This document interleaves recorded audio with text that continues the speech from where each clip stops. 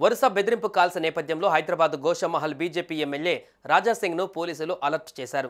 Security లేకుండా బయట తిరగొద్దని, గన్మెన్లు లేకుండా నేరుగా ప్రజల్లోకి వెళ్లవద్దని సూచించారు. నిర్లక్ష్యం చేస్తే మీ ప్రాణాలకు భద్రతకు ముప్పు పొంచి ఉందని హెచ్చరించారు. ప్రభుత్వం కేటాయించిన బుల్లెట్ ప్రూఫ్ కారులోనే తిరగాలని, 1+4 సెక్యూరిటీ సిబ్బందిని వినియోగించుకోవాలని తెలిపారు.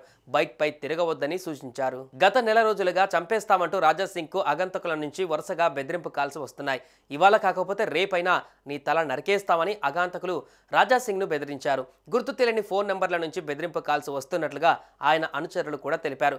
గతంలోనూ ఆయనకు పాకిస్తాన్, ఆఫ్ఘనిస్తాన్ నుంచి బెదిరింపులు వచ్చాయి. దీంతో పోలీసులు నిందితులను గుర్తించి పట్టుకున్నారు.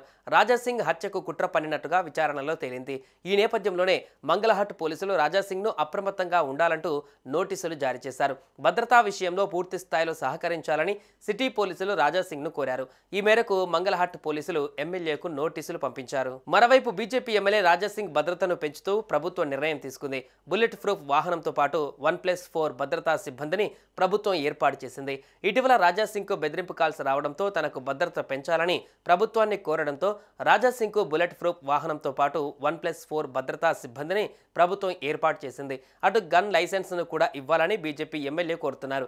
ఇటీవల గన్ లైసెన్స్కు దరఖాస్తు చేసుకుంటే తిరస్కరించారని ఎమ్మెల్యే రాజాసింగ్ చెబుతున్నారు.